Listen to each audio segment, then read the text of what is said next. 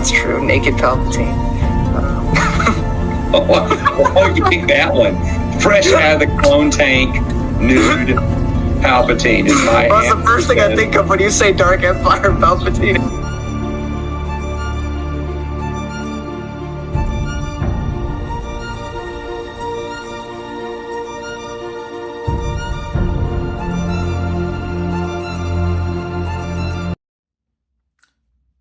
I got out of my comfort zone.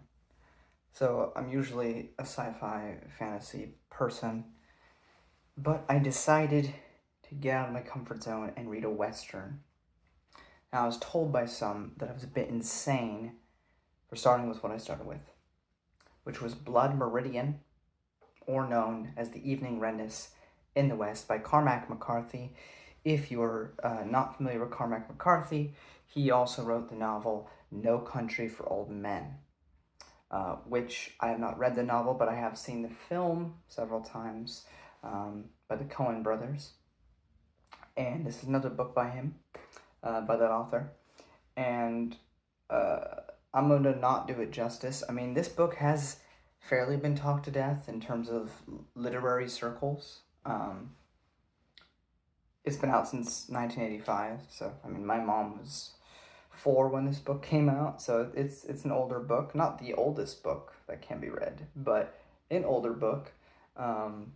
But it's well talked about, so I don't feel like I'm going to particularly say anything new here. I probably have a live stream that came out before this, like a few months back. I don't know. That'd be more real time than this is. Recording wise, I haven't done a live stream yet. It doesn't matter too much. But the point being, I'll probably repeat some things here that I repeated there if you saw that first. If you didn't see that, it doesn't matter. But I'm not going to do it justice. A lot of people talked about this book, so there's nothing I can particularly say that's new. But I do think it's important to have some historical context before this book, because it's not based on a true story inherently, but the characters in it did exist, or at least some of them did. Glanton, who's one of the main people, and his gang were real. And they did go and scalp Apaches and Mexicans and did all that fun stuff back then. Fun stuff, I don't know if you can tell by my tone, I'm joking. But they did exist. We don't really have super trustworthy sources of information. The only thing we have is a recollection book. I forget what it was called now. My memoir or something like that. Of one guy who accounts his life, and part of it was with the Glanton gang. But he embellishes a lot and talks about how awesome he is and stuff. But the thing we know for sure is the people that he talks about did exist. And one of the biggest people that we'll be discussing in this book that's very fictionalized, not really. The only thing real about it is the name Judge Holden, which in the memoir he describes them as hairless, but back in those days, he called people hairless that didn't have beards or a mustache, but not actually like bald and all of that. He says in that memoir, he suspects that this guy named Judge Holden, who was hairless, no beard, he suspected him of harming children, but nobody ever, arrested him for it. But it was assumed that everybody kind of knew it.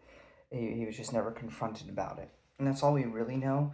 We also know that the historical Judge Holden was very intelligent, knew multiple languages, just very well versed in things, especially for that era.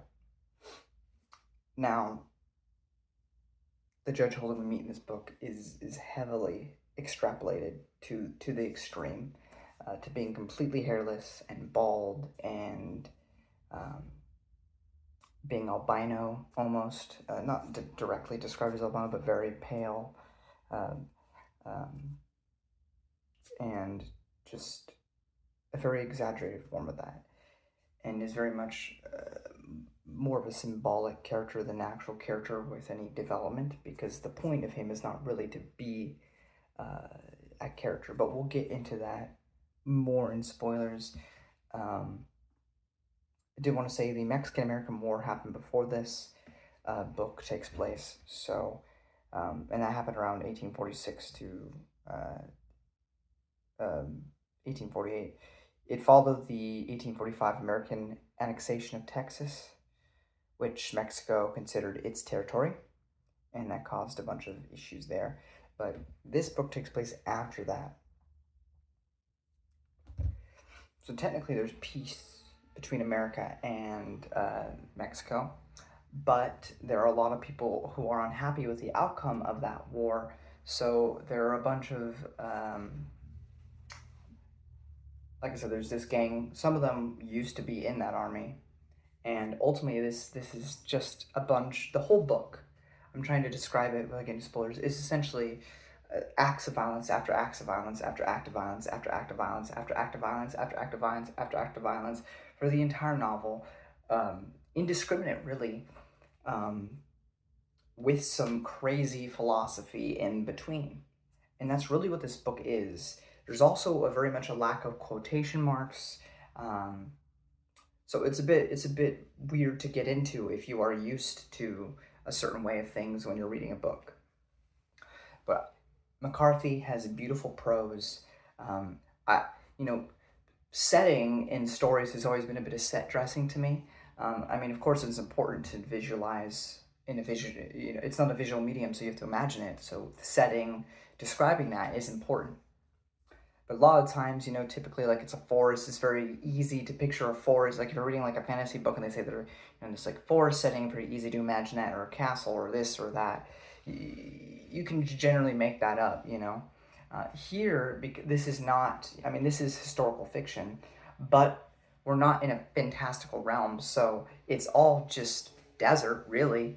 But the way he can go about making that sound so poetic and beautiful is crazy to me. I should also mention, I have never reviewed these.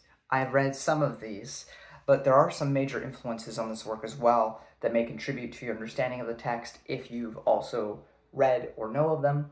Moby Dick with Ahab and The Whale is definitely one of them. Of course, it's one of those quintessential reads that pretty much I feel most people usually read at some point in school, whether that be middle school or high school. I, of course, have read Moby Dick. I read it as work before, so definitely, especially after reading this, it really inspired me to maybe go back to some of those classics that I kind of, slept under the rug because I was forced to read it, to give them a second shot as somebody who now enjoys reading and see if I have a different perspective now that I'm not being forced to do it. But also, Paradise Lost is another one that is heavily inspired here with the story of Satan trying to overthrow God. Is very much something that is inspired here. So I mean, those are two of the most prevalent ones, I'd say, for the text at hand. But yeah, not. I'm trying to be as vague as I can be. I mean, again, it's very violent if you are squeamish for that sort of thing. To be fair, I'm a bit desensitized. I've watched a lot of things growing up. I watched a lot of horror films. In this modern age, I've seen all the Terrifiers. Honestly, nothing in this book necessarily felt as egregious as that. However, it's not really about the acts of violence themselves that are the trigger warning. It's how it is all portrayed in the sense of the gravitas of it. I mean, this is just, places in Mexico and places out in the desert, right? Like, relatively a small quadrant of the overall planet Earth as a whole. But as you go through this novel, it's your entire world. The journey that these men go on, it's like a journey to hell itself. Like it is the framework that your mind gets put in is that this is just life. This is reality. It's just this endlessly, and the repetition of it, it can get to you. It's uncomfortable, and it is meant to be. But ultimately, you follow a character, or the main character, the child, who's never given a name, who is not some virtue of innocence, is not some kind soul. He also has quite a means of violence in him, and anger, and other things. He may be more virtuous than the other members of the gang that he ends up meeting in this book. But he's by no means innocent. But he's our viewpoint, mostly. And he goes through the journey with them. And I made a joke on a booktuber's live stream the other day that Red Dead Redemption is the family-friendly Blood Meridian. In a sense, that's very true, because you follow this gang, and slowly but surely that gang dwindles in number, and everything goes awry, and everything goes wrong. But in Red Dead Redemption, you care about those characters. You like those characters. You know, it probably is a very unrealistic depiction of that time period in terms of everyone being so accepting and loving, at least in their core group. In their core group, they're progressive, they're good, at least in that sense. Sure, they steal from people, but at least they're not racist. Because you have similar dynamics here. You have black people within the group. You have Mexicans. You have Native Americans themselves in the group. But sure, they don't care about your color. Not really. But they also don't care about you. Can you get the job done? And the moment you're an inconvenience, you no longer matter. So it's not really progressive. You know, even in their group or their dynamic, there's still prejudice and rudeness in that. It got fairly loud in there. It's okay. Now we're in a very hot garage, so I'm going to die. But I'm going to get this done, so it's fine. And I've done a terrible job of explaining Blood Meridian non-spoiler-wise. But yes, so very evil gang of members, and the mysterious Judge Holden, who we will dive more into spoilers. I think the story is quite phenomenal, though, if you can handle the subject matter. It seems quite hopeless. I think the epilogue provides a semblance of hope, but it does show the darker aspects of us, and I think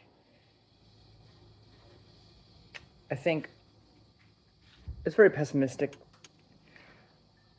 and cynical. But I think what is also best to appreciate, what also is not mentioned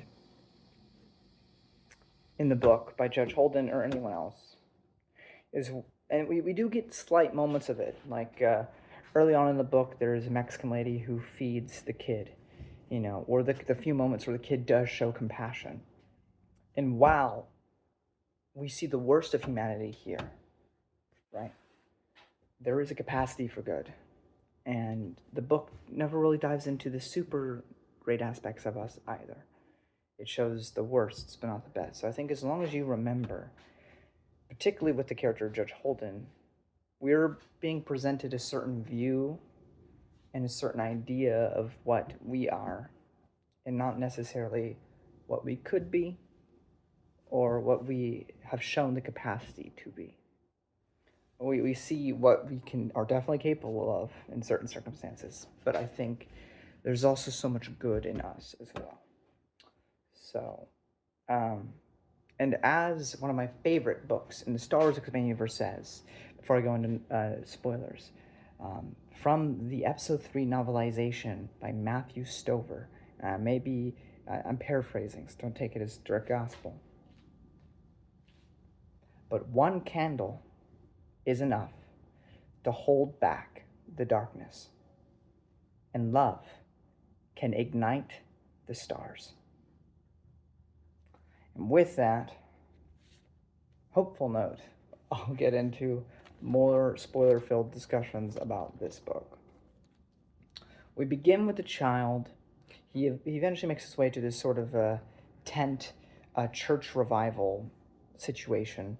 Is the preacher a false preacher? Is he one of those prosperity gospel guys? I don't know. The book doesn't really dive into that. But what does matter is this is the first time that the kid comes upon the judge, because the judge comes in and asserts all these things about how, you know, the preacher is a pedophile and he has sex with goats and these other things. And he afterwards, you know, chaos ensues there. He then goes on, so I keep hearing noises back there, so I'm going to get jumped. He goes on to a bar, and people ask the judge, like, how did you learn all this stuff about this man? And the judge says, I never met this man in my life. I do think it's peculiar the things he accuses the preacher of, though, because of what we'll get to later with the judge. The kid ends up with a hermit for a bit, and the hermit offers him a place to sleep. As the kid goes to sleep, he wakes up to find the man on top of him, or staring right at him, and he kind of scuttles away.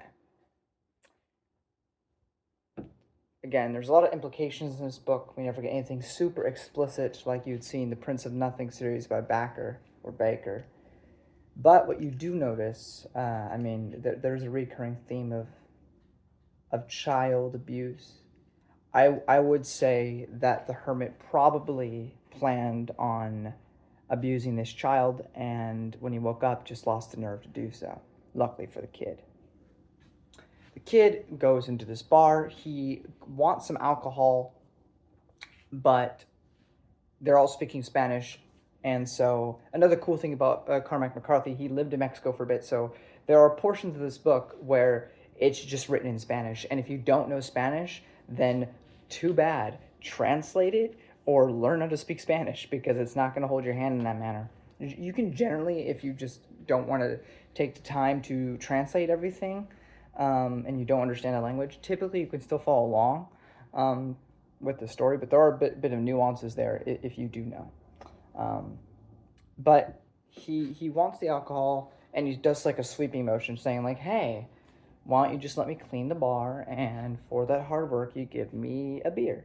And the guy's like, I just clean my store. He doesn't say that, but the guy doesn't need it, right? But the kid keeps annoying him, so he goes, go ahead, sweep. But since he never officially made a deal with the kid to have beer, he doesn't give him a beer. So the kid pulls out a gun, threatens to shoot him, or I don't know if he pulls out a gun, but he threatens him, and so the guy pulls out a gun. But the guy, thinking about it, decides, like, it's not worth killing this kid over this, so he just goes over to beat him up. And instead, the kid bashes him with a bottle and makes him bleed. And seemingly, he killed the Hispanic guy. I'm not positive on that. But that is seemingly what happens. He joins up with Mr. White, who's part of, like, the War of Mexicans for a bit. Again, this is after this happens, so he's just kind of doing his own renegade thing at this point. But Mr. White basically has him join in, but they are massacred. And so from here, again, we just keep getting these kind of different things that are happening along the way for the kid.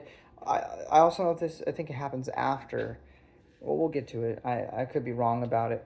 But this is one of the first times we see the brutality of this book, because there's a great massacre. Pretty much everybody in that army, or in that bit, quickly dies, except for the kid. He makes it out.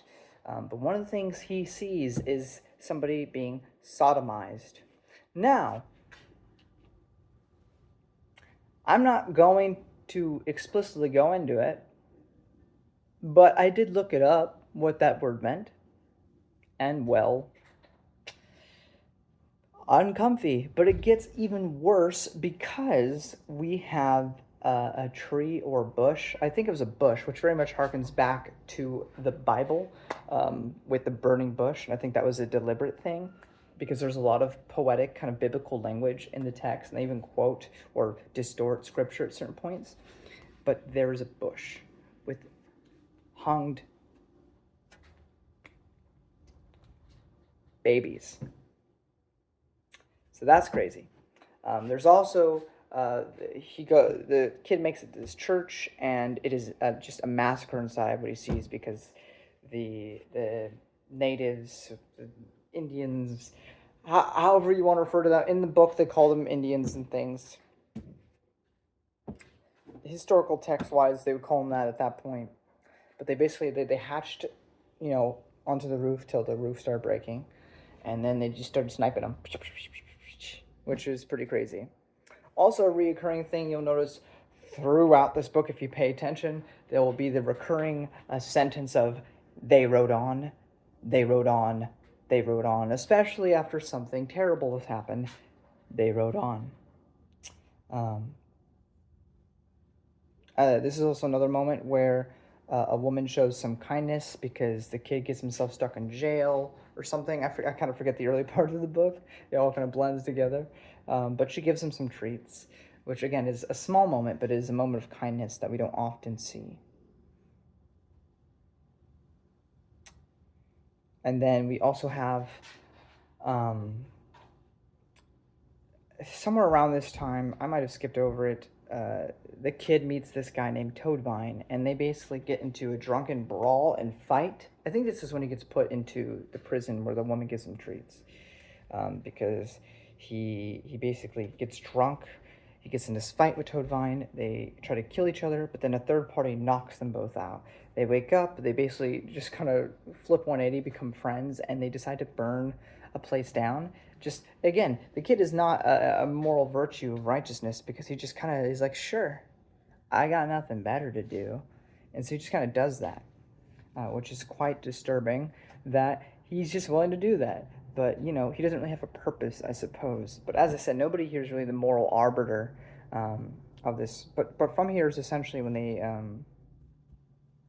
they meet up with the Glanton gang and the kid is recruited. Because with the nature of their business and what they do, scalping missions, they actively get into violent encounters, so they constantly need to recruit their numbers. So they're happy to bring the kid along. Something interesting to note about this story, we do see the kid enact violence at certain times, mostly in self-defense. But most of the massacres that happen with the Glanton gang, the kid is always talked about after the fact, but we never see him participate in the acts. Did he participate or not? And I guess that's really up for you to interpret, especially how you interpret the end. I would say, outside of moments where he absolutely had to for the sake of his own life, I don't think the kid ever went out of his way to kill anybody in the story. I mean, especially as we get to the sections where the gang is no longer killing even just enemy combatants, enemies. They're encroaching on their territory, but just like literally completely innocent people, no weapons, completely innocent, good, just living their lives and being scalped. I don't think the kid participates personally in that matter, which does make him morally a cut above the rest. The only other one that would come close to that, I guess, would be the ex-priest, Tobin. We also never particularly see partake in the violence or anything. He's always there and around, and he's definitely complicit, which doesn't make him innocent, but I don't think he ever actually gets his hands dirty, which might do the fact that he, used to be a Christian. That might have something to do with it. But as I said, most of this gang is horrendous. Nobody's really good here. The judge is pretty much the focal point of the novel for a lot of these conversations, so I'm not going to talk about him just yet. But Glanton, terrible guy, right? He has this weird affinity for animals that he owns, but I think it's more of a possession ownership thing than an actual care for the individual animal. But he has no problems, like when he's trying to barter for guns and when he's buying guns and when he's checking to see if they're reliable, and he shoots a bird and shoots a cat, and it's just like, these are okay, but they're not worth $50 or whatever, But you got to think about it. That's part of it, right? Like, this book is not as violent as other books that I've read or other movies or video games that I've played. What makes it so hard to get through is not the violence in of itself. That's not, again, I've seen all the Terrifier films. That's not the problem.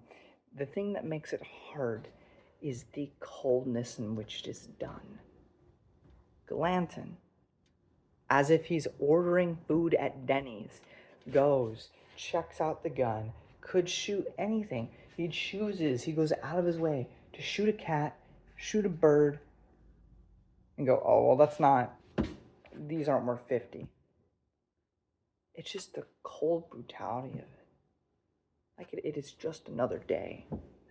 It means nothing to him. Nothing whatsoever. I think that's a truly terrifying and hard thing to get through in this book, is that And plenty of books have done similar things. I have read books where we've had similar characters act that way. But yeah. We join up with the gang. Sorry for the third time now. And we really get into the beginning of Judge Holden, who is, as you get through the novel, very clearly the real one in charge. Even if Glanton is the face of the operation, is very clearly Judge Holden who's pulling the strings. Different things about Judge Holden. He likes to spout philosophy and other things randomly. He also likes to randomly get naked, which all feel very ritualistic and quite bizarre. He talks about how God is in the bones of things, from the rocks and everything. He's a geologist. He's super good with speaking different languages. He just seems to know everything. We do. They go to another town. They do another massacre, but they do find a child dead with the neck snapped and naked. Who do we think did that? My bet is on Judge Holden. We get a huge backstory on the judge joining the group. The group was out in the desert, and they randomly come across, like, he's literally sitting on, like, a rock, as if he had, just a single rock, right, like across desert, as if he had pulled the rock itself so he could have this, like, perfect, introduction spot, right, where he has this he's like, oh, I was with some other group, but I just decided to leave, and I've just been sitting here, and now I found you. You mind if I come with you? And then he does this, like, weird ritualistic thing with them. He, like makes them piss into this thing and do these weird things. And the big thing that makes them, like, kind of follow after this man is how he, and this is very much a reference to Paradise Lost, and helps with the Satan allegory in terms of Judge Holden, with how he makes some gunpowder from this volcano. So he gives us one of his parables in this book where he talks about the tale of a young traveler murdered by this person who's a bit envious, this man. He kills him, he hoards the wealth, he dies, the son figures this out, desecrates his body, his tomb, and the mother puts it back together, but the son has gone on to become a murderer as well. And it's kind of this cycle going on here, and the inevitability of it, I suppose. But it also very much reminded me of the book of Judges, of the Bible, because in the Bible, the book of Judges was a period in time in Israel where, Israel had a bunch of appointed judges, kind of like the president of the time, who were meant to take charge and protect. And pretty much without fail, there's a couple exceptions to the rule, but pretty much 90% of the time in that book, the leaders are failing them, and they're constantly doing wrong. And it's like this never-ending cycle, and it seems like there's no hope. Of course, if you read the rest of the Bible, you may find more, but if you read just Judges, it looks pretty bleak. Another thing Judge Holden proposes to the group at one point is, if God meant to interfere with degeneracy, don't you think he would have done it by now? This sort of idea that God is not real, and that if he is, he doesn't care about you. It very much comes from an argument from evil, which, again, it is weird that he's saying this to a bunch of men who are as depraved as they are. In fact, it gets to the point where I think the only ones he's truly talking to in these particular instances where he talks like this is to Tobin, the ex-priest, who he's fully trying to commit over to his ideals, and the kid himself, as he's the most impressionable at this moment. But the argument from evil very much comes from the idea that if there was a good God, if he truly existed, then he would have already stopped all the suffering in the world. Now, logically, that doesn't hold much water. Because realistically, if you could just think up of one logical reason why God might allow suffering, even one, it doesn't have to even be what's actually happening, just so long as you can speculate on a possible answer as to why there might be suffering, you defeated the argument in terms of logically anyway, because if you, a finite being, can come up with one possible reason, then God can come up with infinite. So it just kind of ruins that assertion. The only real power that the problem of evil really stems from is that emotional problem. We look at children suffering and dying and being abused, or all the senseless violence like we see in this book happening. And we're like, why would a good God allow such things? And again, it's a powerful question, but again, what is truly contradictory about it? Especially with beings that have free will. But do we? Is another interesting thing to discuss there. But Judge Holden very much, throughout the book, he makes this appeal of different things. And what does he mean by all of it? Another thing that is interesting about the judge is, what is he a judge of? The kid even asked this, and I think it's Tobin who says, shush, shush. He has ears like a fox, don't let him hear you. We don't know what he's a judge of in particular. The book never really gives us a full answer on that. And as we're going through the book, we're seeing slaughter after slaughter after slaughter, mindless drinking, philosophical meanderings by this man. There's a certain part where it talks about 10,000 acres of life done in by 12 gang members. 10,000 acres. Think about 10,000. Think about what that gap of a distance is. And how through this book, what this gang has been doing, they have killed 10,000 acres of life. Now, was there life on every centimeter of that? Probably not, but still. Think about cities or small towns or this or that. They have killed 10,000 acres of life, of living, breathing things, with 12 gang members, which I also find interesting. And I don't think it's an accident. I don't think I'm reading too much into it. With the way McCarthy writes, it has to be intentional. There are 12 of these gang members who all just so happen to listen to this strange, enigmatic man named Judge Holden. Just like 12 disciples, just like in the New Testament.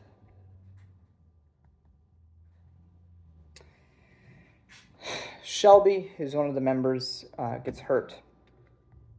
And the kid helps move him and shows kindness, despite Shelby promising he wouldn't do the same. Another note I made is, a man like the judge couldn't exist today, with the abuse he gives to children and the other atrocities he commits and encourages others to commit. He could not exist today. But this actually brings up another interesting point. It brings to another book that we're not going to get to today, that I don't know when I'll get to, but it is not the same. But No Country for Old Men feels very much like a spiritual successor to this book now that I've read it.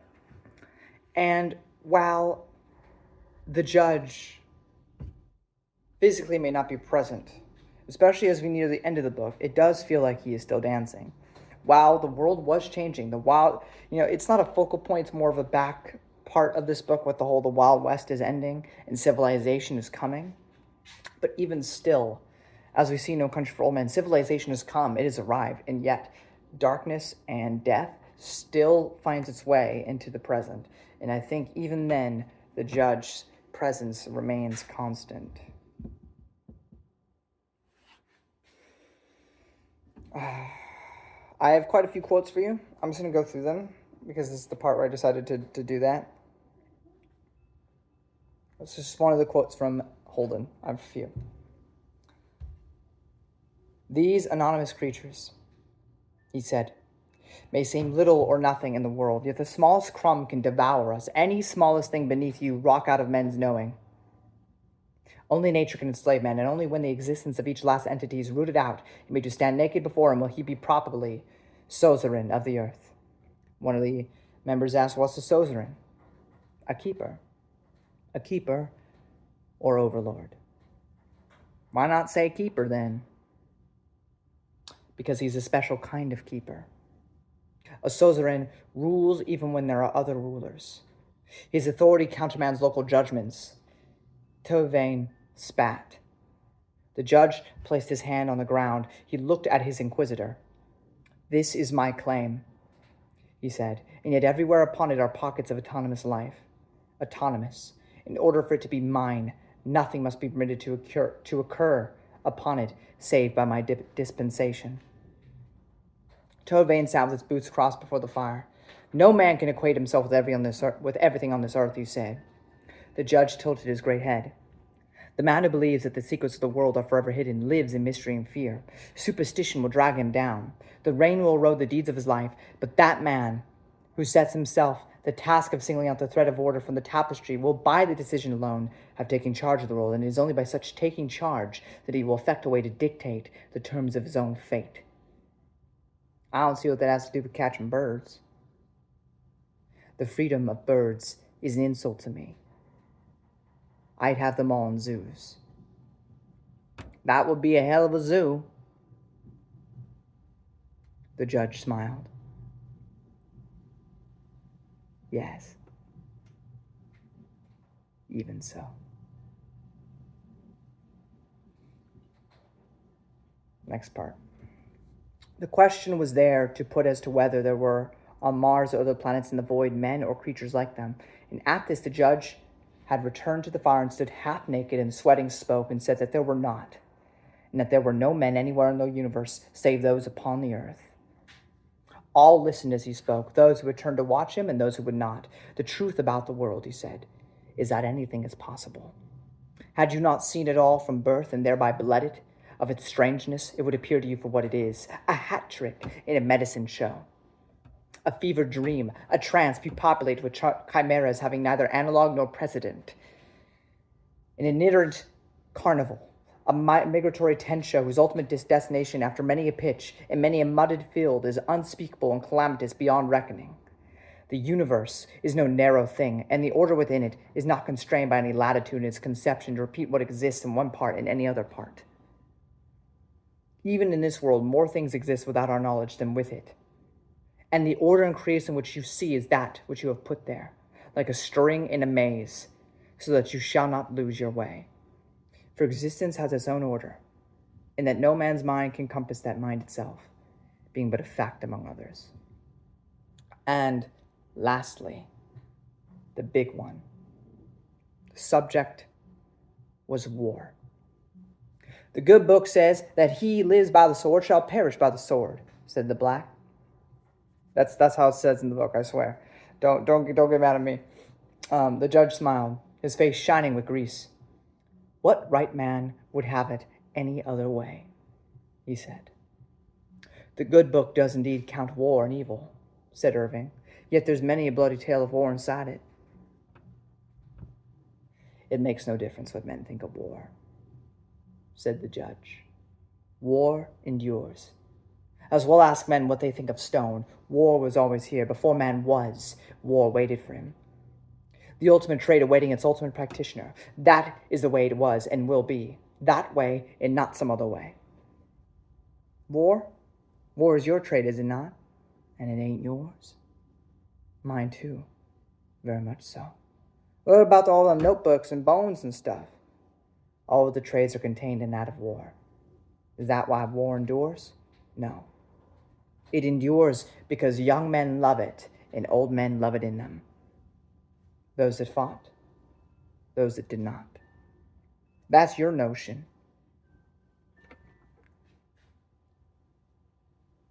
Men are born for games. Nothing else. Every child knows that play is nobler than work.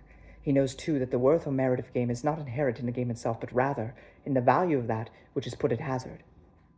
Games of chance require a wager to have meaning at all.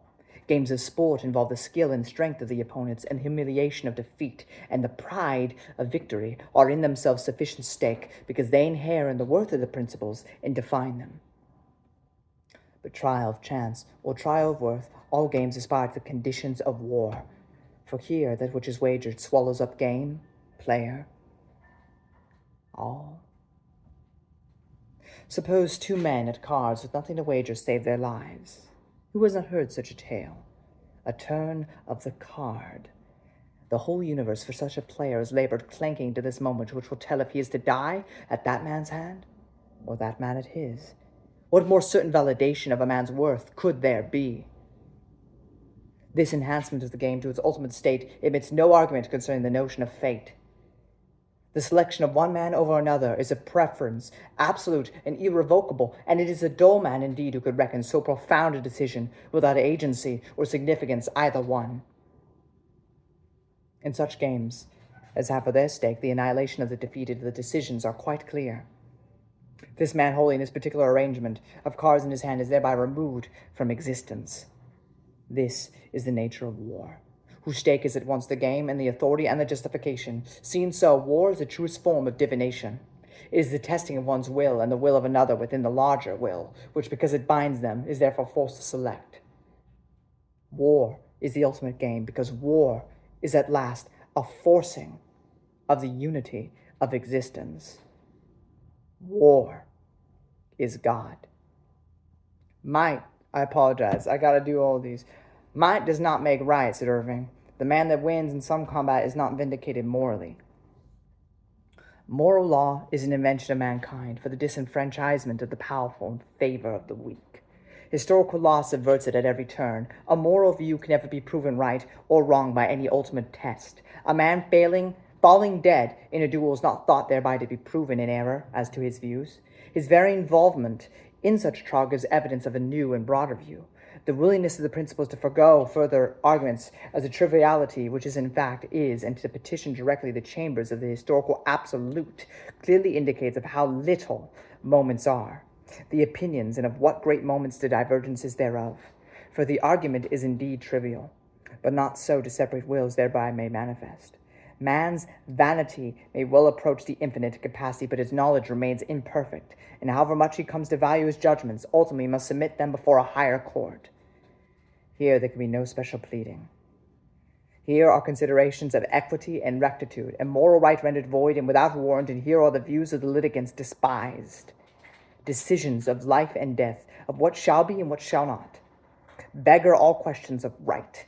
In elections of these magnitudes are all lesser ones subsumed moral, spiritual, natural. The judge searched out the circle of disputants. But what say the priest? Tobin looked up.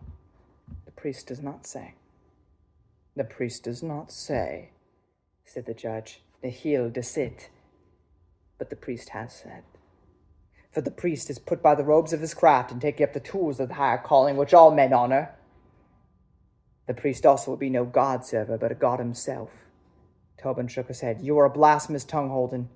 And in truth I was never a priest, but only a novitiate to the order.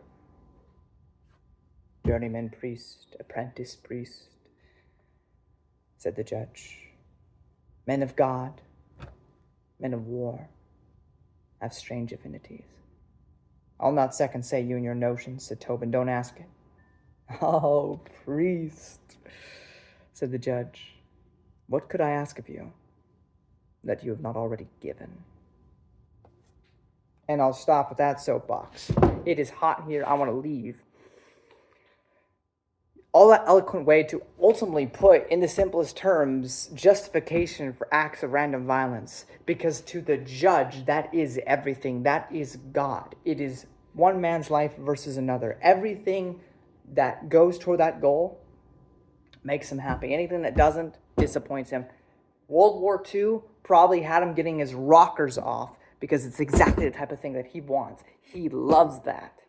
He dances in that, as we'll get to at the very end of the book. Judge Holden is very symbolic. He's very symbolically, very clearly meant to be the devil. Whether or not he's meant to actually be in the story is up for interpretation. Now, those who know me, I certainly have an affinity for faith, right? That's where I lean, so I don't mind believing in that to be the case. But I've even heard some people, when I listen to some podcasts, be like, oh, that's too simple. Is Satan simple? I don't know, because kind of everything that the judge talks about here kind of ultimately embodies everything that I believe Satan to be in the first place. So I don't know, he delights in suffering. He takes utter joy in it. Anything that causes more suffering pleases him. He loves messing with the innocent, especially children, most of all, in the most horrendous way possible. So I don't know. Is he truly Satan? Is he just a man that's crazy? I don't know. For you to decide. but I don't mind accepting that interpretation that he is indeed Satan. We reach the end of the gang. So many things happen in this book, but at the end of it, Glatton has just kind of holed up at this place, and he's just kind of robbing people. He's not going out of his way to actively harm innocent people or other combatants. Now, other people have speculated this. I too believed when I read this. I think the judge sold him out because he stopped doing what Judge Holden wanted. So he took him out. There's this amazing scene by the well with the judge, the kid, Toadvine, and Tobin. The judge is offering them water, offering them safety, and none of them trust him anymore. It's like a veil's been lifted. They see the truth. These people have not become better people. They are not better men, but they have seen the judge for what he is, which is something beyond human. Or maybe exactly us at our worst moments. Regardless, this is kind of the tipping point. The kid and Tobin go away. Toadvine stays. We don't know what happens to him till later. We think the judge probably killed him, which adds to the tension. But later on, we realize that the judge did not lie, that Brown and Toadvine did survive, but later on, they were hung by the police. The judge goes after the kid, trying to kill him. Maybe. We actually don't explicitly know, but it seems like that's what he wanted. He does manage to make it away. The kid goes to jail for a bit. The judge mocks him, saying how he's a disappointment. And then also, they ultimately let him go because he's still a kid, so they don't hold him accountable for what happened. We jump ahead. The kid is now the man, an adult, about 28. So still older than me. But he's helping people here and there. He's kind of becoming more like that stereotypical, like spaghetti western, like, cowboy that saves people. But he also isn't really a hero. He doesn't go all of his way to help people. He just will on occasion. He goes to help a woman, but she's already kind of gone by the time he gets there. He goes to have a drink in this bar where people are dancing. And he meets the judge again, looking the same as he did when he was a kid. He has not changed a bit. And one last time, the judge tells him, you should dance. Go on, dance. Be one with all of the game. There are only two types of people in this world, the people who dance and the people who don't. Choose now. What are you going to be? And I think this is more than just, becoming just like the judge. The judge kind of seems, even if he has this perspective, he also appreciates an extreme. Maybe you're an extreme pacifist. You're going to die real soon, but hey, at least you stuck to your guns in that one. Maybe you're super religious. Or maybe you're super atheist. Or maybe you're super this or super that, but just don't be muddied and in the middle without any real thing. But the kid has never really had a super big purpose, but he also does not want to be whatever the judge is. So he rejects the dance and goes to take a piss. When he opens the outhouse door to go pee, he finds the judge naked as he embraces him. We never know what happens to the man. We just know that when people eventually go to use the restroom, they say, "Oh God Almighty." So whatever was done to the man who was the kid must have been pretty horrible. Now, there are different reasonings for this. I do think the judge ultimately wanted to corrupt the kid, but could not. And so because he could not win that way, he killed the guy, which is ultimately an admission of defeat in my eyes, just to make the book a little bit more hopeful because it's already so dour. The judge is a supernatural force in my mind. He's not even really a character. He is a driving force for everything that goes down in the book.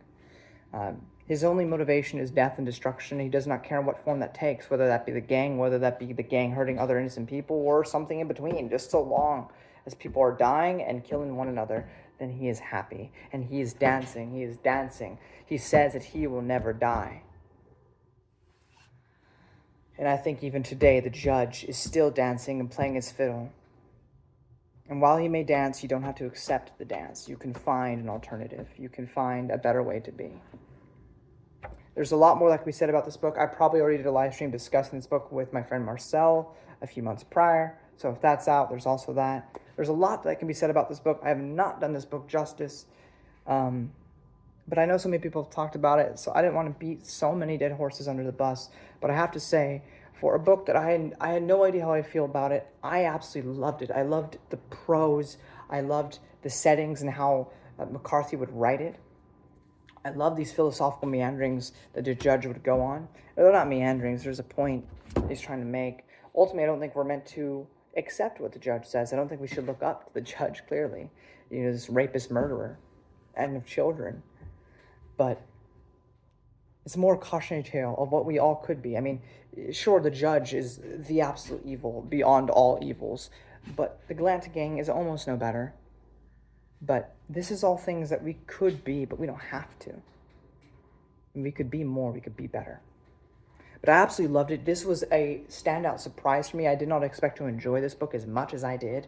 Again, I was getting out of my comfort zone. I wanted to read something different just to try it out. And I ended up falling in love with this book. And this is a classic of literature. I mean, this is so good. I mean, Judge Holden has to be one of the greatest villains in all of fiction. I mean, at least top 10. This guy is so scary in his every interaction.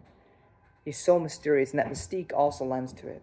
I honestly think he is more terrifying than Anton, because Anton can at least be boiled down to ultimately sociopathy. He does not feel, he does not care, sure.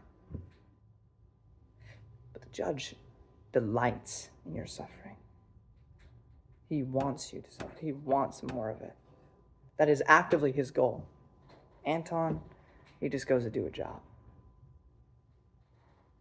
Whether you die makes no difference to him. And that in itself is scary.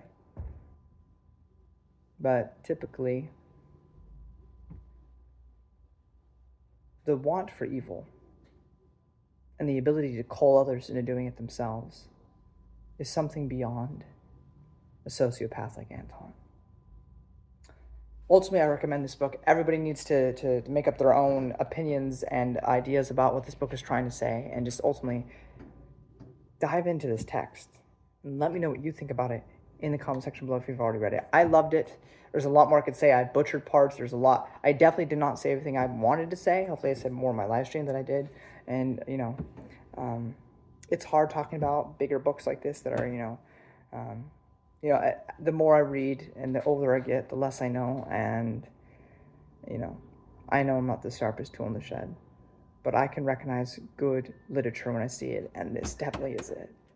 And it may not be for everyone because of subject matter, and that's completely fair. I do think this is more tolerable than Prince of Nothing, I'll tell you that much. But if you've seen it, if you've read it, let me know what you thought in the comment section below. And also, I hope you understand, just by me discussing it, why this has been such an unfilmable book for so long. But my pick for if they ever do make a film, and if you'd be willing to leave retirement for it, would be Daniel Day-Lewis. That or Vincent D'Onofrio are the only two I could see playing Judge Holden. And maybe Christian Bale for Glanton. Everyone else, up in the air for who you want for that. Paul Dano for the ex-priest, because he already played a priest and There Will Be Blood. I don't know. But yeah, thank you all so much for watching, and I'll see you in the next video.